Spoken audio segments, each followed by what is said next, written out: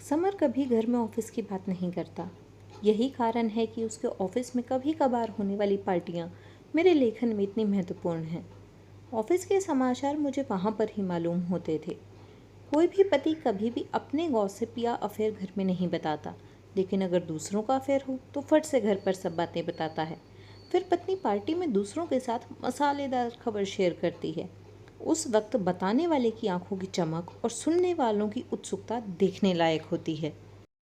पिछले हफ्ते की पार्टी में मैं सभी सहेली महिलाओं के आकर्षण का केंद्र थी। सबसे पहले छवि ने मुझे सबके सामने बेइज्जत करते हुए कहा, उस अकाउंट सेक्शन की बकबक करने वाली वर्षा से तुम्हारे समीर का अफेयर है क्या? यह बात सच है क्या? उसके बाद प्रिया, दिव्यानी, मंदाकिनी, अंजलि सभी ने इस खबर की पुष्टि की। उन्होंने कहा कि समर को सिनेमा घर जा होटल में कॉफ़ी पीते हुए देखा गया था, इसलिए शक की कोई गुंजाइश नहीं थी। मैं पूरी तरह से दुखी हो गई, लेकिन यहाँ मैं ये दिखाने में सफल रही कि इस खबर का मुझ पर कोई असर नहीं हुआ। मुझे उनकी सलाह और हमदर्दी नहीं चाहिए थी, इसलिए मैं सीधे शौचालय में गई। वहाँ एकांत में मेरे मन में दो बातें घटित हुई। किसी भी तरह से ऐसे मामले में पति के साथ लड़ने से कोई फ़ायदा नहीं होगा। हमेशा लड़ाई का असर उल्टा होता है। दूसरी बात, ऐसे में रोने से कोई फ़ायदा नहीं होगा, फिर कुछ अलग चाल चलनी पड़ेगी। मैं वॉशरूम से निकलकर पार्टी हॉल में उनके मामले की गंभीरता का अंदाज़ा लगाने गई। तभी मैंने समर और वर्षा को हॉल में एक कोने में दोनों को हंसते और बातें करते देखा। इस तरह मुझे अचानक अपने पास देखकर दोनों चौंक गए।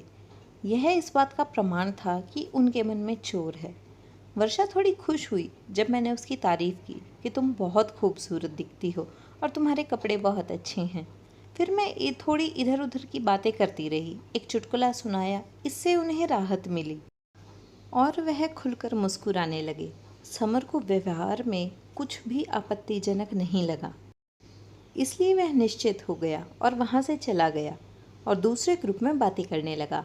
मैंने अपने गुस्से और नफरत को छुपाते हुए वर्षा के साथ काफ़ी समय बिताया, इसलिए मैंने वर्षा और समर को एक साथ आने का मौका ही नहीं दिया।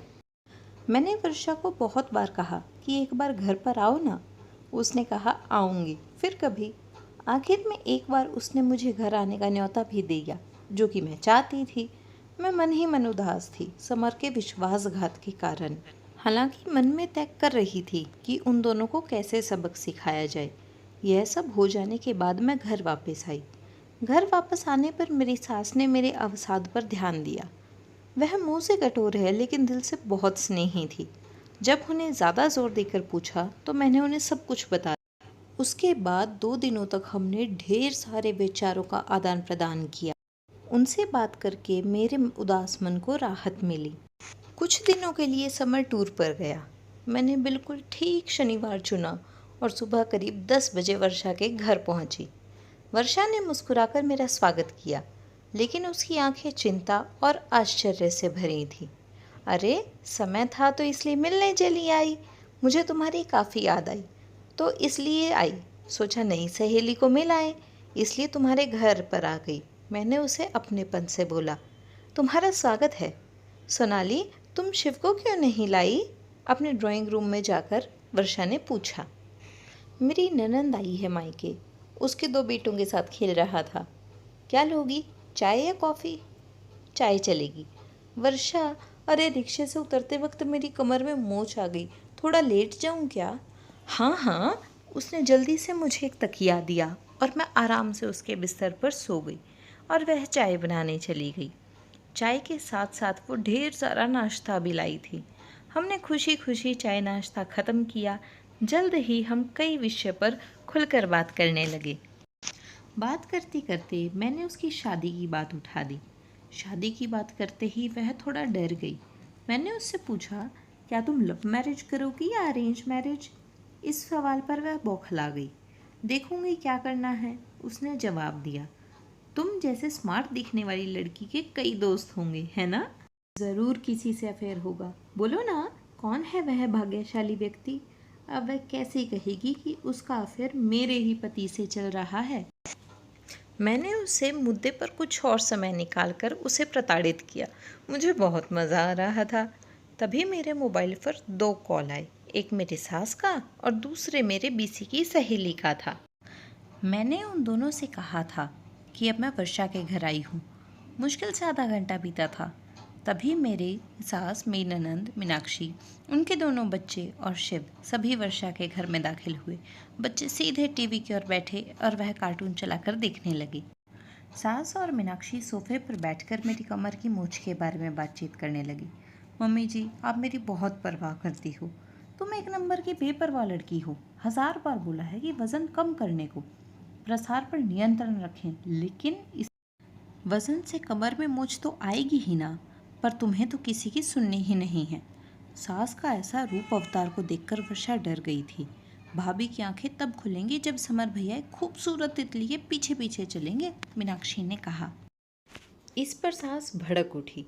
तुम्हारे भैया के पैर तोड़ दूंगी और उस तितली के पर भी, समझी? मेरी सास ने मीनाक्षी को जवाब दिया। अरे माँ, मैं मजाक कर रही थी, क्या तुम नाराज़ हो गई?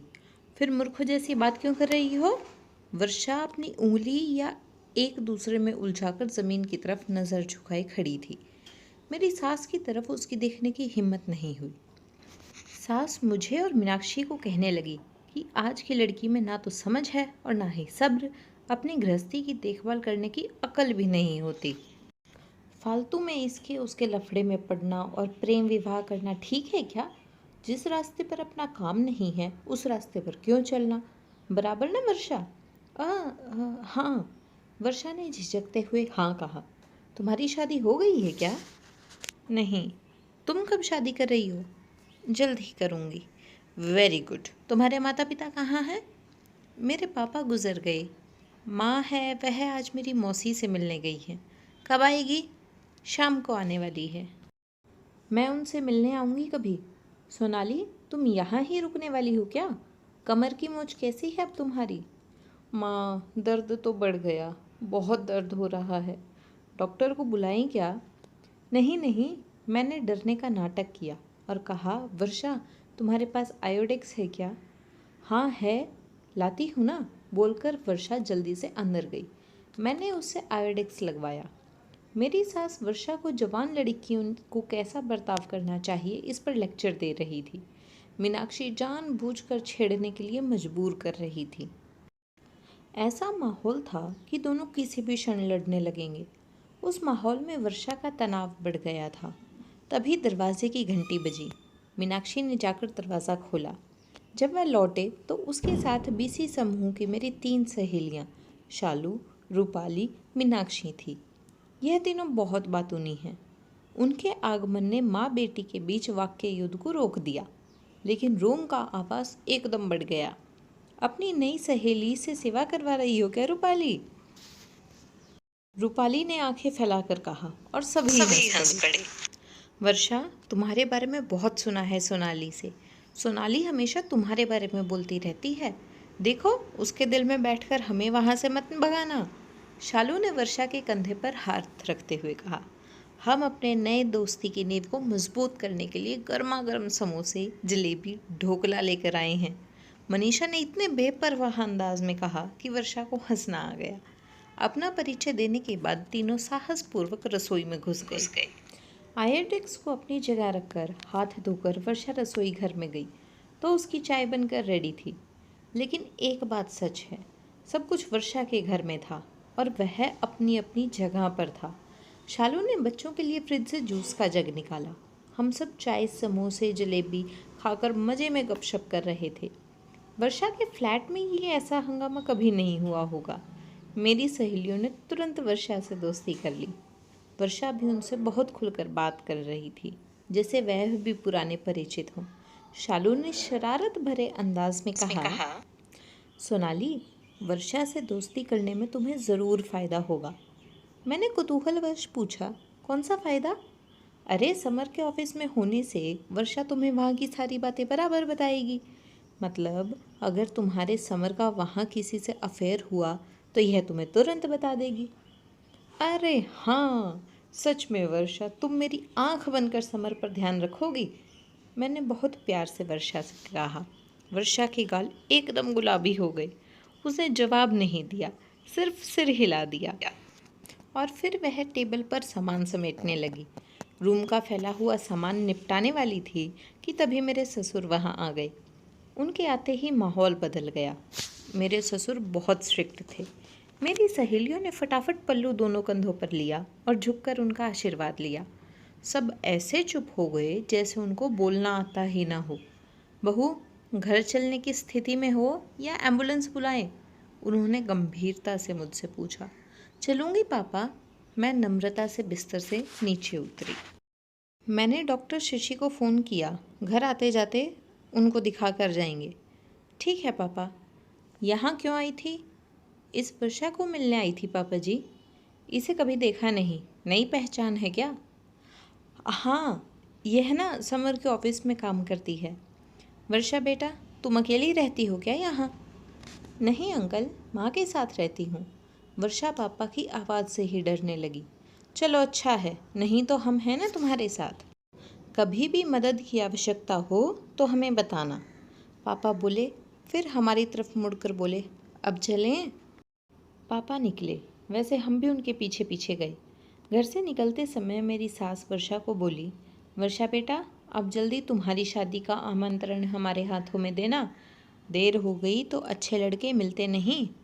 वर्षा, तुम्हें हम हमारे बीसी ग्रुप की मेंबर कर लेंगे।